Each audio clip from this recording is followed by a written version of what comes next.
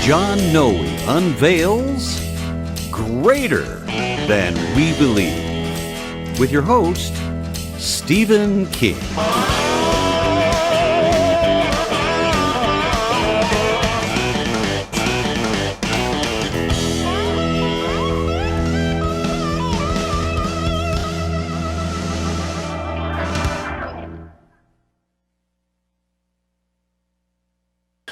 Well, welcome back. This is Stephen King and my friend John Noe. We are welcoming you to another video in our series called Greater Than We Believe.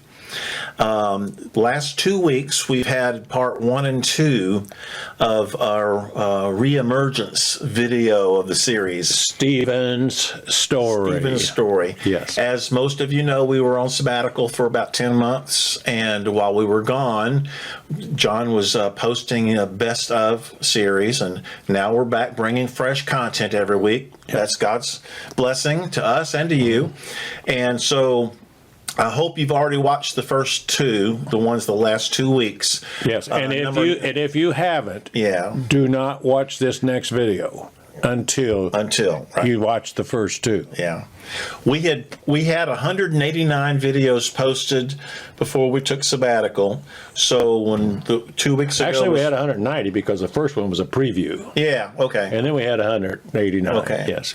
So we had number 190 is the one that we from 2 weeks ago. Yep. So last week was 191. Yep. What happened? Yeah. Part 1. And then the last week was part 2 of what happened, which is 192, 1, and today is 192, right? Correct. And that's going to be the conclusion. Stephen's Story, the conclusion. Yes. That sounds macabre, doesn't it? Now, again, do not watch this until you watch the first 2, because this is the worst part. Yeah, and it won't make a lot of sense unless you understand the story so far. That's right. Yeah. Yeah, that's right. Okay. All right, so are you ready to watch a movie with me? I think so. I hope so. Okay, folks. I already know what's going to happen. I lived it.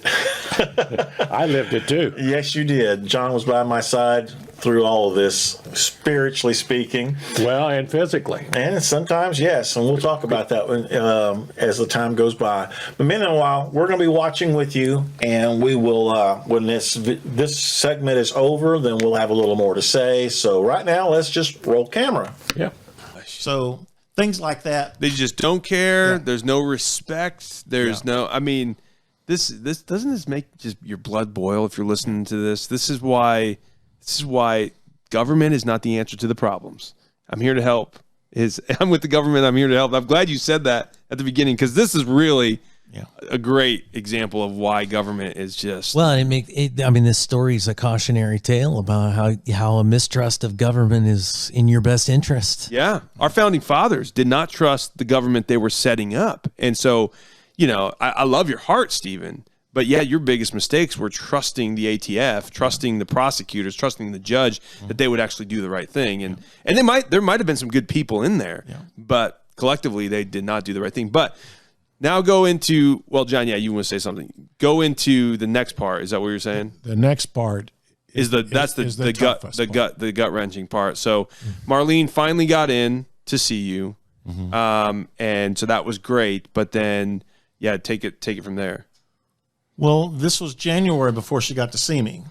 But if you'll back up a little bit, in August, out of the blue, she had a horrible, horrible infection that got into her blood, and she kept falling out, fainting, throwing up, sick as a dog. They'd go to the hospital. They couldn't find anything wrong. He kept thinking she had COVID because she couldn't breathe.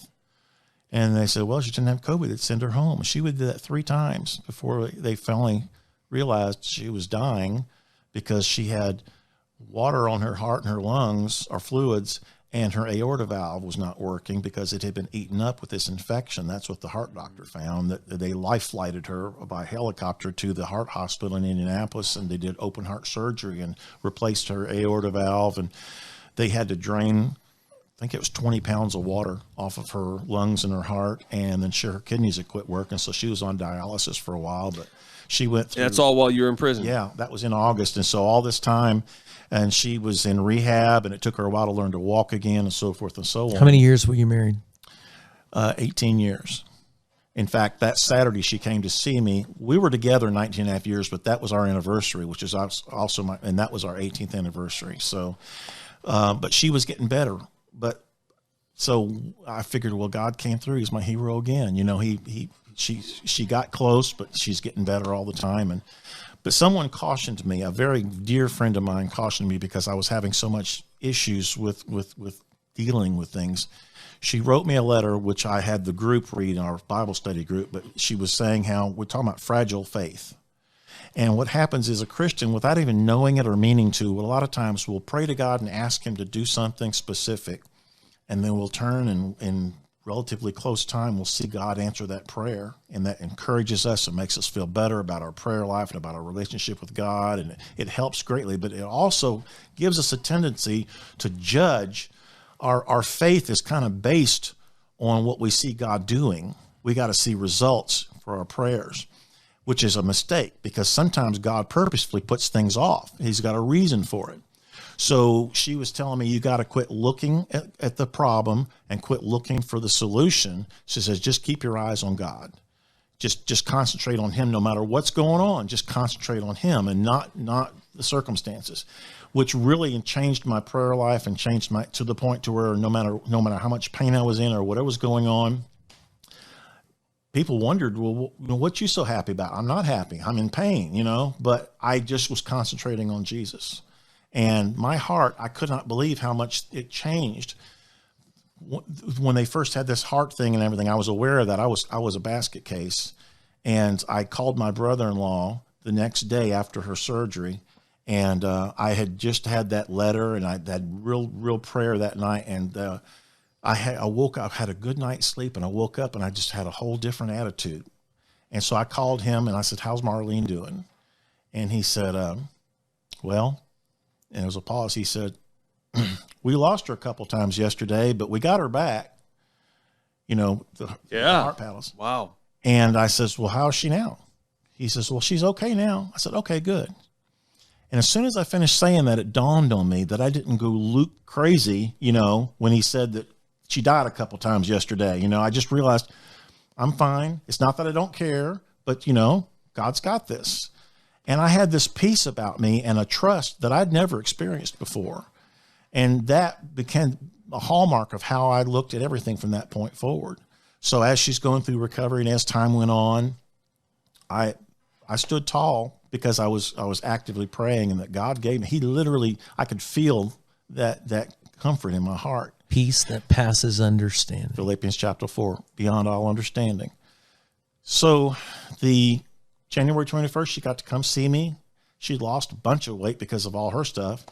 Oh, she was a sight for sore eyes. As she was walking around the corner toward me, the window was behind her, and the light was coming in, and so she was literally bathed in a glow. Wow! She looked almost like a big halo around her, and I just saw her, and I didn't cry, but I wanted to. She was my 61-year-old old woman wife was my beautiful young lady there, and wow. We had a really great 3 hours, and I was able to see her 3 times.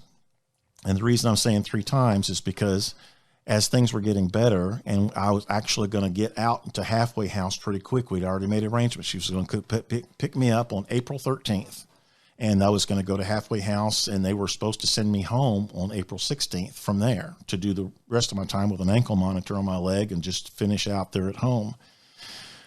March 19th, I got a phone call. I'd been calling, and she was sick again. She kept getting infections all the time, urinary tract infections. They would fight that, and she just was always tired. She was always sick, never could seem to get better. And I found out from my son, her son, it's my stepson, that she was in the hospital in a coma, and they didn't think she was going to live. And I didn't know how to react. So what are you talking about? And so he was crying. He couldn't talk. So they're in the ICU unit. There's a whole bunch of doctors and nurses in there. There's some other family members, and he handed the phone. Actually, he said, "I'm going to put you on speakerphone. You need to talk to her and see if you can bring her out of it. Because even in a coma, maybe she'll put me on speaker and put me down the phone down by her ear." And I was begging her to fight, come back to me. I needed you, and just anything I could think of to say. And I didn't know how to deal with that. And then the nurse finally came on a little bit after that, and she says, "Well, she had sepsis that had set in. Her body was shutting down, fighting itself. Her hand had already turned black, like it was rotting off. Her kidneys quit, her liver quit. It was eating itself up. She had the pores in her face were starting to ooze, and she was literally rotting right in front of them. And they said, "We don't expect her to live." And then when I got off the phone with Philip, I found out later in 2020 hindsight, he said her heart stopped. They're doing CPR. So I hung up. I says, "I'll get back in touch." That's when I went to talk to the chaplain there at the prison. Well, at that point, they never could get her back. So that's when she died. So this was just a few weeks before I was supposed to. That was March 19th, and she was supposed to pick me up April 13th. So it was like so close and yet so far. And I was, at that point, all I could think about was getting home to take care of my wife, my girl, And so I thought maybe compassionate release or a furlough or something. Well, they said, first of all, compassionate release won't work, because if I'm dying, then I can go home by compassionate release and die there. But if my family is dying or dies, I can't go home for that. I can go home for the funeral, but someone else has got to set it up, and then they'll let me out just long enough to go to the funeral and come right back. And I says, they can't do a funeral. I'm the guy that's got to do the funeral. I'm the only one. So it was very, very frustrating. And so my caseworker had a little compassion on me, and even though he didn't have the wherewithal or the right to change anything or get me out early, he did call the halfway house, because he's the one that set that date. And he says, "Can I get him in early?" And he told him what was going on. And they said, yeah. So this was the 21st, Tuesday the 21st is when he called me into his office and said, I'm sending you home. March 21st? Yeah, March 21st. And so the next Tuesday, which was the 28th, is when her son Philip came and picked me up. The plan was, you'll go straight to the halfway house. You'll check in just long enough to tell them who you are, because they're supposed to know about you already. They're going to put an ankle monitor on you and send you home, and you take care of what you got to take care of. So went to Indianapolis, 3.5-hour drive. Went home first. We went and got her urn and her ashes at the funeral home, which I found out I could have gotten in trouble for that, because that's not part of our route. But went home, went to the halfway house, didn't have anything with me because I was just going to check in and give them paperwork, and they didn't know anything about it. And they says, you're not you're going to stay here.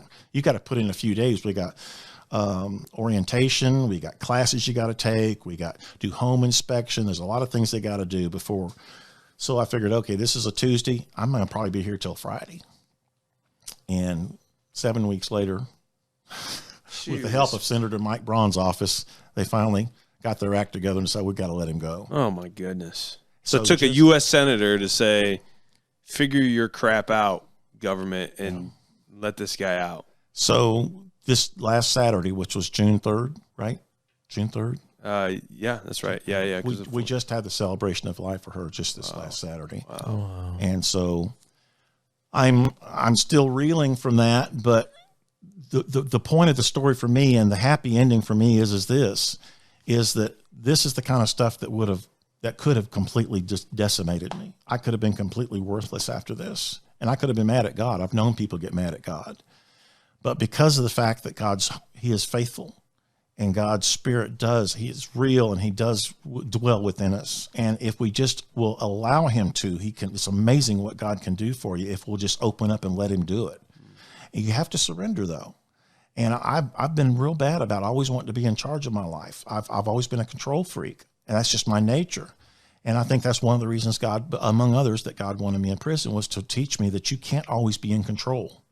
And I had to get to the point where I had absolutely no control in my life at all over anything, where I use the bathroom, what I eat, when I eat, what I wear. Everything was done for me or told me what I was going to do. I couldn't make any decisions for myself, and had to be separated from my wife and everything just to learn to just rest in Him and just allow him to give me the strength that it takes to deal with this, and then find the silver linings, find the people I can pray with, find the people I can have relationships with.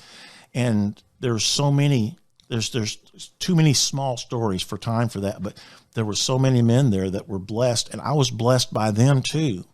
Me being able to pray with someone else that had a problem, and for them to have tears coming out of their eyes and say, thank you, I needed that. Or I had several people that told me, you're an answer to prayer. That helped me. That helped me to realize that God's got me here on purpose. This isn't a mistake. It's not so I'm not real happy I had to go through that. I'm really sad that I had to lose my wife over it. But when it's all said and done, I know God's got a purpose. I don't know what it is yet for sure, but I know that he's going to use this somehow for his glory and for some good. And whether it's hopefully the good is to shut down the ATF. Well, that's one thing I'd like to see happen. I know, right? But if we have problems with our laws, the thing is, God lets our authority, lets the government be there. He allows that.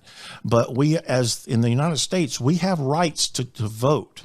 And our right to vote gets us we can vote our conscience. We can vote our religion. We can do, even though people say this isn't a theocracy. I know it's not a theocracy, but you get godly men in office who have godly principles, and they stand by them, and they're not going to, you get enough of those people in there, then all of a sudden people say, do you want to make it okay to kill babies or not?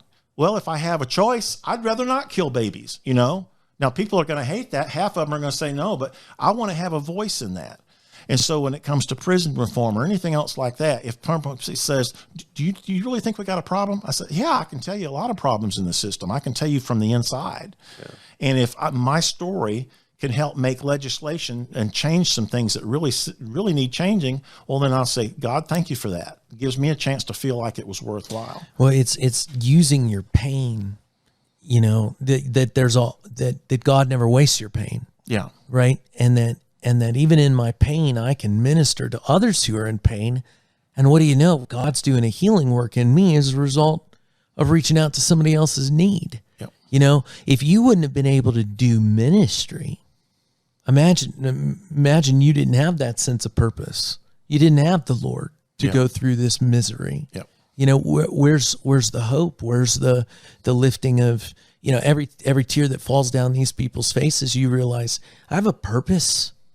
I'm not devoid of being able to do what God's called me to do, even here, and He hasn't abandoned me, But how many places does the average Christian get into that they think to themselves when they're going through suffering that this is not necessarily where God doesn't want me to be to suffer. I remember this one woman, she divorced her husband, and she looked at me in a grocery store and she says, I'm God's baby girl. He doesn't want me to suffer. And I'm thinking, that's not, where did you get that from? Right? It's not that you're not his son or his daughter. He loves you. But that doesn't mean that you're not going to go through suffering, especially when Jesus said that you would go through suffering. But Stephen, I gotta say, man, there's just so many aspects of what you're saying. You're like, you modeled Christ there, you modeled Christ there, you modeled Christ there. And you didn't even know you were capable of all of that. I wasn't. Until you're thrown into the scenario where you have to do it. It's all God. It's all God, brother. Yeah. Yeah. Yeah. I mean, I just hear the glory of God. It's like John chapter 9. Yeah. Why is this man born blind? Is he born blind because of his sin or his parents' sin? No, neither of those things, Jesus says, but so that my glory might be revealed. Absolutely. Yeah. That is probably, if not the most powerful testimony I've heard in a very long time. And John, you've been in here. I mean, you were a very faithful friend to Stephen. I saw it firsthand. He was constantly on your mind. You were praying for him. You probably did more than you realize how much. Yes. Stephen's heart. Not just me, but my wife. Yeah, and Cindy. Yep, yes. You and Cindy both. In fact, it was my wife that was enabled to contact Senator Braun's office and to get them on the case. And to your point, Stephen, about godly men and women, well, Cindy was a legislator, godly woman in the state legislature for many years, kind of knew the system because of that. and was able to reach out to Mike, who I'm sure she has a relationship with, and was able to say, Mike, hey, we've got, Senator Brown, we have this, problem here. And so, again, that's the good consequences of godly people who can see through the lens of Christ and say, this isn't right. There's an injustice here. And Yeah, we call that our nuclear option. you called Mike Braun. When he was getting stonewalled Yeah. in the halfway house, and instead of 2 hours turned into 3 days, 3 weeks, 4 weeks, 5 weeks, 6 weeks, 7 weeks. That's when we pull the plug and said, okay, we're doing the nuclear option, because we were concerned that we would just get him in more trouble. Yeah. Yeah, no, that's good. Well, But I don't want other people to have to know somebody. That's the reason why I want to do, if I can do anything to help, I don't want the system to be set up where you got to know somebody. that's right. to get Yeah, your that's justice. right. Yeah. You should be able to get your justice without having the right Exactly. friends right in the right places. Amen to that. Yeah. Yeah. That is 100% the problem with our system is those who know somebody or can easily be above the law. And if you don't know the right people, then you're going to get squashed by a tyrannical government. But to your point, and I agree with Nathan, it's amazing to watch God use you through this. I mean, through this, he's going to continue to use you. It's a Job story. It's a Joseph story. I mean, it really is an amazing story. And I'm so sorry for your loss. Thank you. I know that Marlene is with the Lord now. She is in perfect peace. And I mean, she wouldn't come back, even though I know she loves wouldn't you. want her back here now. I know she I know loves where she you, is, but yes. she's not coming back, even if you No. could pay her to. I'm happy for her.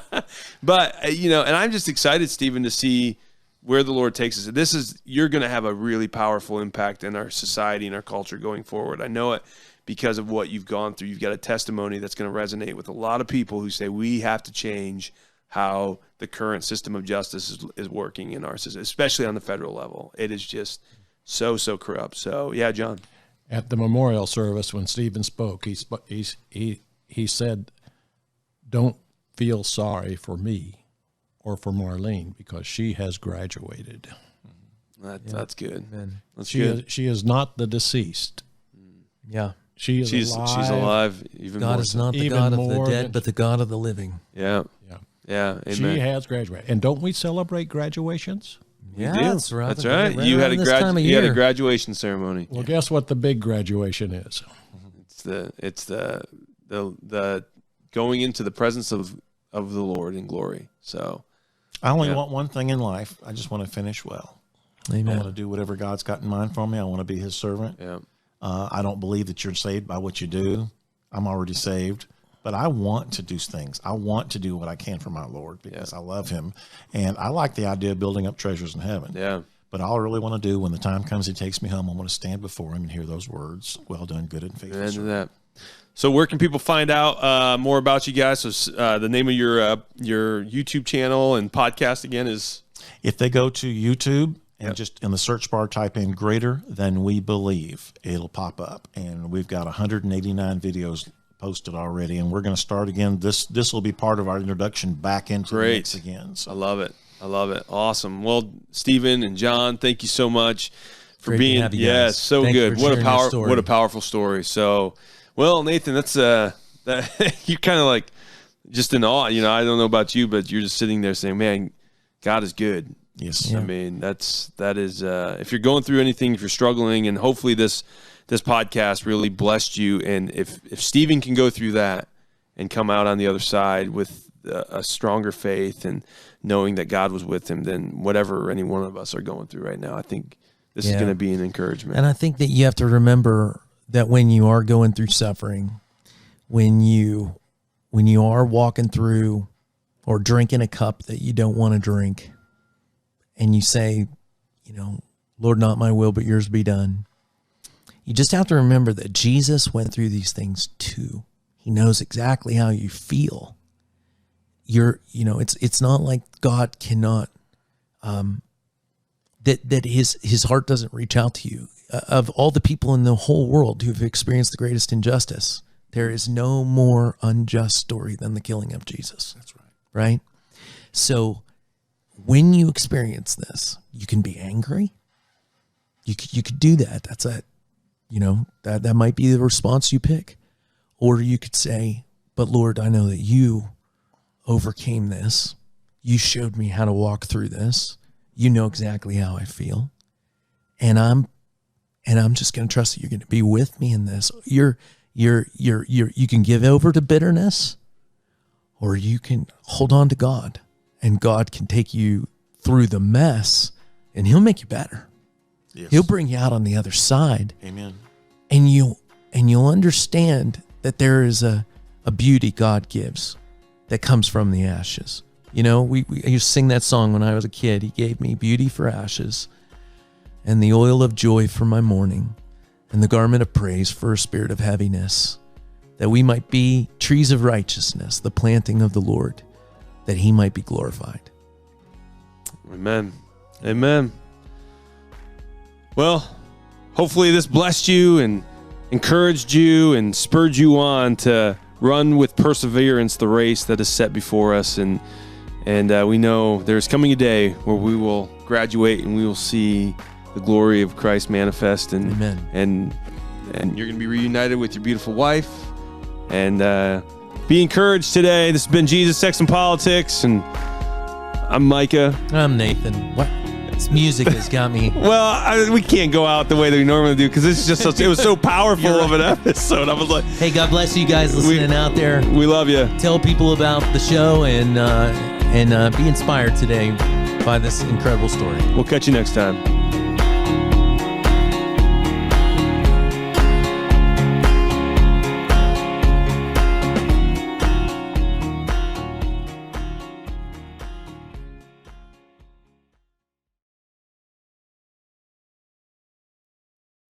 Excellent. Wonderful. All right, you ready to talk, or you want a minute? No, I'm good. You sure? Yeah. Well, that was the end of that.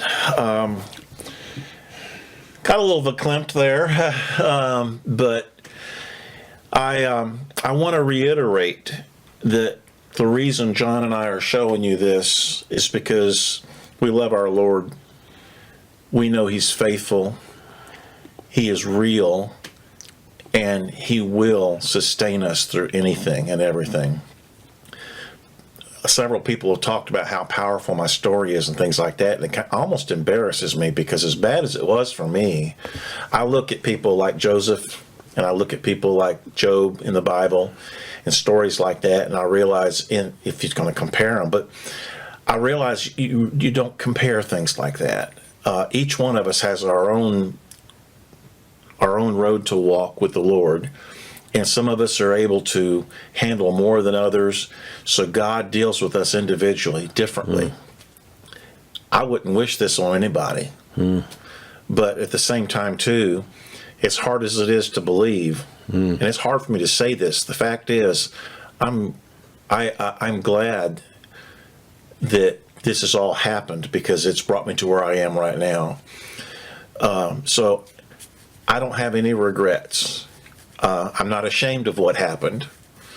All I want to do is lift up my Lord, and I want people to know that there is joy and happiness in serving him, and you don't have to wait till you get to heaven to be bathed in his glory and feel that warmth of his embrace around your heart. That's something we can live with today, right now, right here, because our God, we worship him in spirit and truth. And too many of us forget that there is a whole spiritual aspect to our relationship with God and our worship, where we tend to think in terms of physical things because we're physical beings. But there's so much to our spiritual life that we're not embracing. That's what John and I want to bring out of people, is to realize that get away from this for a minute and start getting connected with God on a whole new level, on a whole new spiritual level, and experience him like you've never experienced before. And part of that is what we do with trying to help expose some of the man-made doctrines and traditions of men that the church has brought in that have kept a lot of people in captivity to fear of man and fear of the future and fear. And so we want people to be liberated from that. And the liberation and the freedom of pure worship in spirit and truth with our Lord and Savior right now. I'm in my spiritual paradise right now. I don't have to wait till I go to heaven. I got to wait a little while before I see Marlene again. She won't be my wife when I get there. She'll be my sister in Christ. That's going to be an interesting experience. And I don't know how many memories we'll actually be able to retain once we're there. That's something I'll have to figure out. But for now, I have a very positive attitude toward God, toward ministry. And when I say ministry, I'm talking about serving the needs of others. So whether you're cooking a meal for someone next door that's sick, or if you're watching someone's children for free because they can't afford to pay you, or if you're feeding the homeless, or if you've got a women's ministry at your church, or a clothing ministry where whatever you're doing, if you're serving the needs of others, you're showing Christ-like love. And Christ-like love, Jesus said that the two main things in the world is love God with your whole heart, mind, soul, and strength. That means everything you got. And the second part is to love your neighbor as yourself. And if you can do those two things, you've fulfilled the law and the prophets. You've done it all. You're doing exactly what God wants you to do.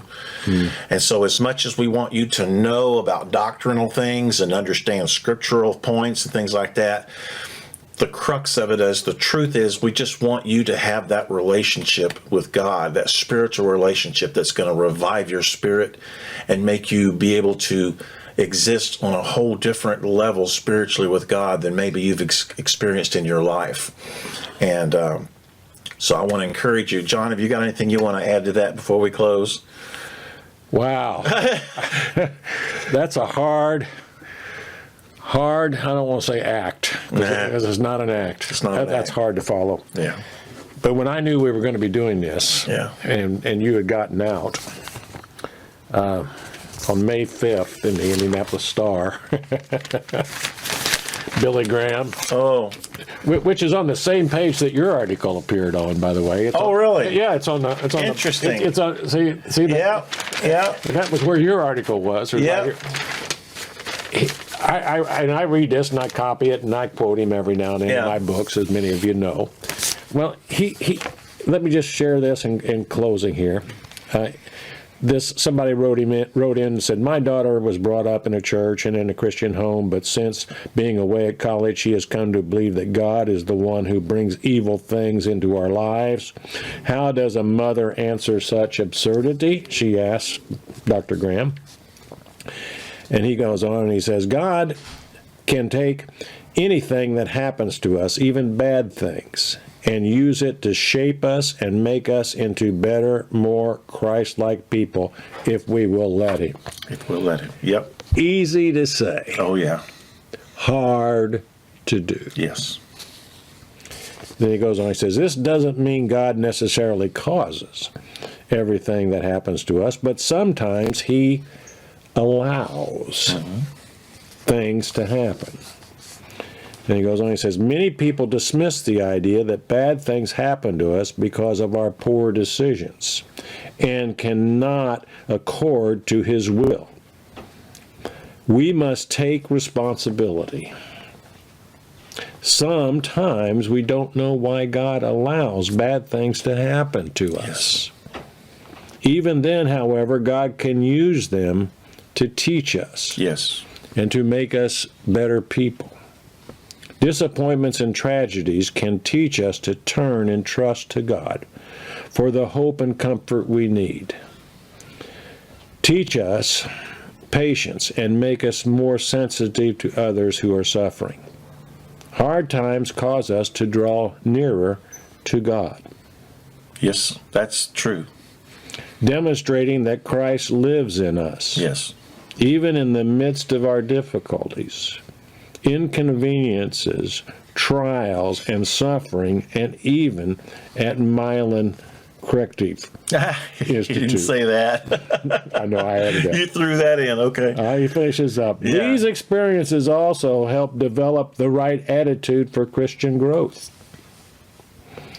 Many people have said that they walked through deep pain. They felt God closer to them than ever before. Blessed be the God and Father of our Lord Jesus Christ, who comforts us in all our tribulation, that we may be able to comfort those who are in any trouble.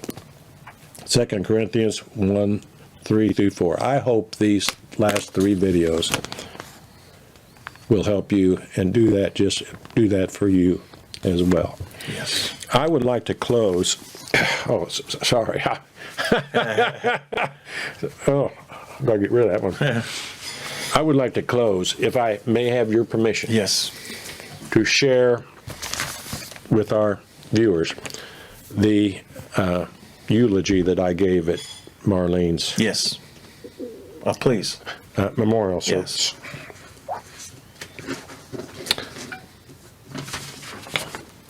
And you've heard a little bit of this on Yes. our video.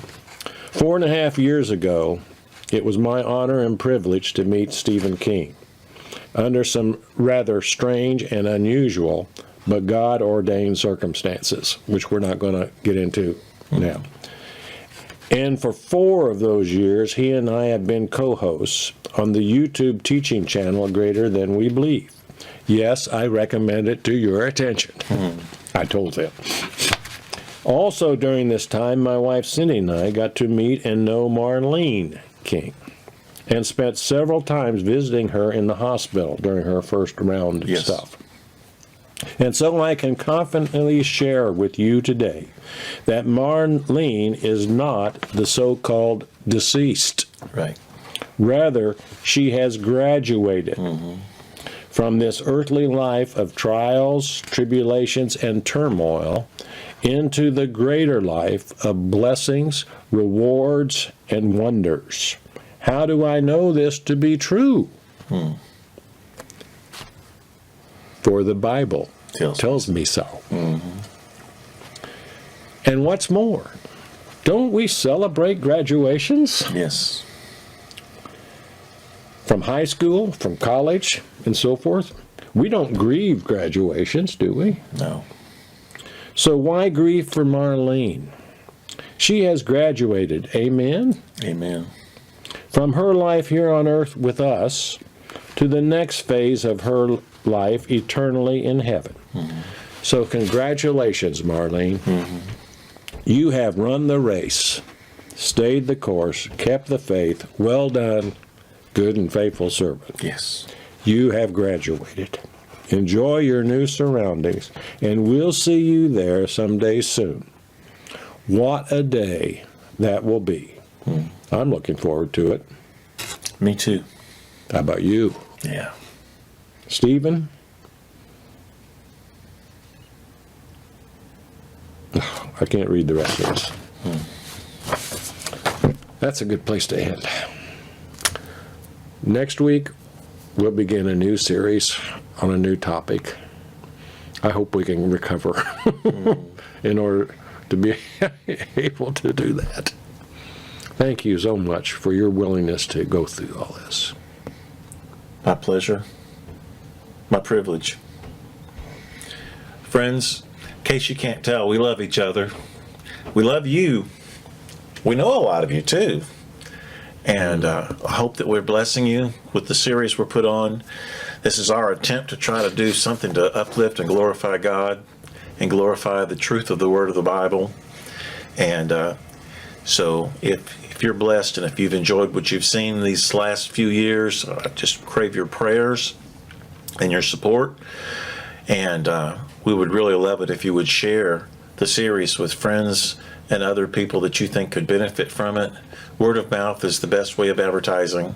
And that's how we don't advertise. I mean, that's it. We just depend on people to find us either by searching Google on questions or topics or whatever. But all we really want to do is point to the way, the truth, and the life, our Lord Jesus Christ. We'll see you next week. God bless you. Amen.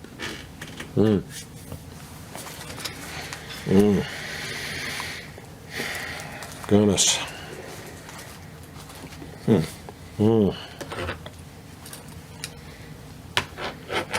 going to turn the cameras off. Oh, man. Cycle them anyway. Oh, okay. You want to take a break before we go to the next? Yes.